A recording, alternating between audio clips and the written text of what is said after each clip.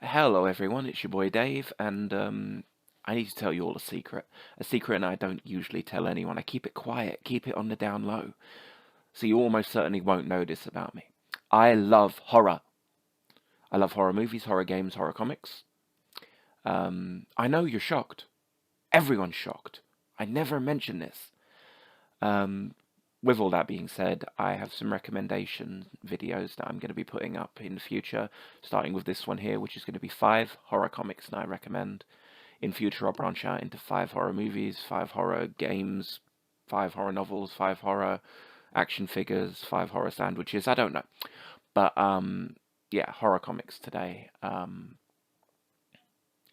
hope you'll like it, and if you'll have any recommendations you want to share with me, hit me up.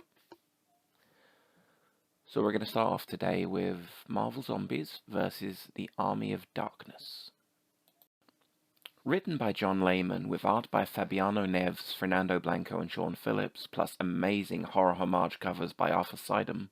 I have no idea if I'm saying that name right. This book has some questions for us. It asks us, what if all of our favourite Marvel Comics heroes caught an interdimensional virus that turned them into the vicious, flesh-hungry undead? What if Evil Dead's Ashley Williams had to fight for his life against these heroes-turned-monsters? And is that a dog in Black Widow's mouth?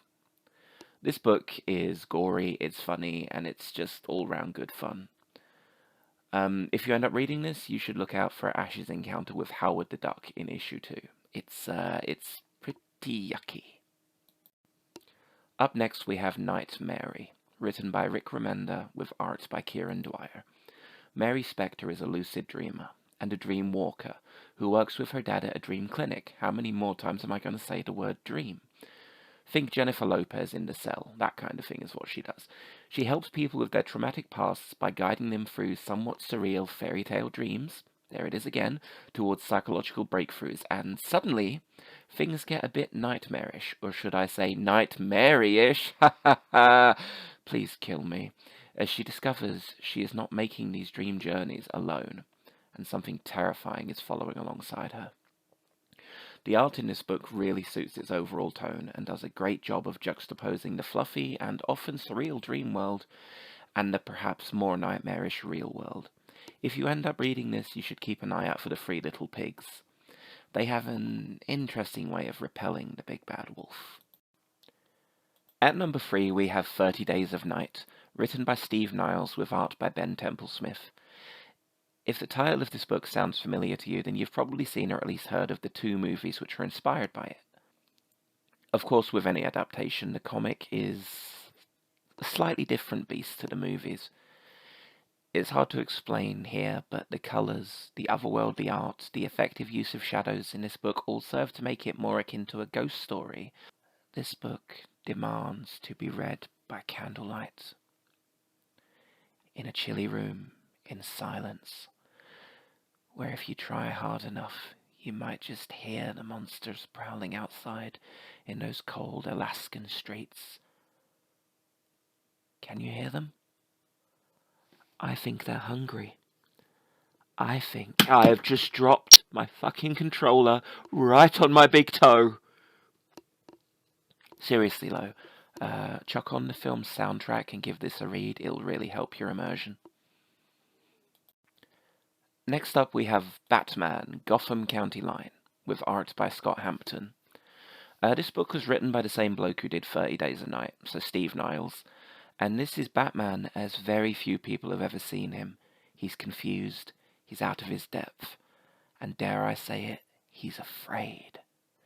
The Caped Crusader is trapped in a nightmare, and his enemy is unstoppable. See, he's on the outskirts of Gotham City, and there's something heinous waiting for him. It's a good story, it's got great art, and if you read it, you should keep an eye out for the Dead Man. He's pretty neat. At number 1 we have Bump, written and arted, seriously Dave, arted by Mark Kidwell. Bump was my first ever horror comic, and it still feels pretty awesome to this day, reading it back. Schlocky, gory goodness with what honestly feels like an interesting killer with an original way of dealing with his victims, which is, it's pretty hard to find in this day and age. God, I feel old. This is Edgar Dill. He's a bit of a nutter.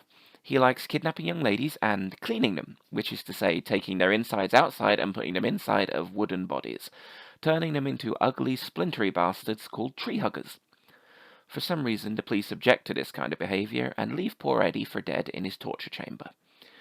Which, seems to work out for a little bit, but the trouble is Eddie doesn't stay dead, and he brings his wooden lady friends back to life with him as wicked, pointy murderesses.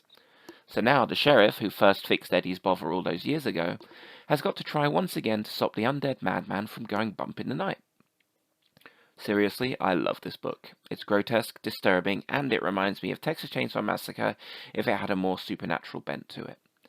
If you read it, you should keep an eye out for Eddie's resurrection in the first issue. It really is a sight to behold. I'm talking serious Puppet Master vibes. So yeah, there's my list of my 5 favourite horror comics.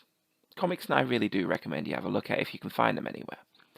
I think there are certain sites online which I won't list here, but if you Google them, I'm sure you'll find them. Yeah, good books. Give them a go. If you made it to the end of the video, thank you very much for watching, listening, whatever you choose to do. I hope you're all doing really well, and I love you all, and I'm going to leave now. Bye-bye.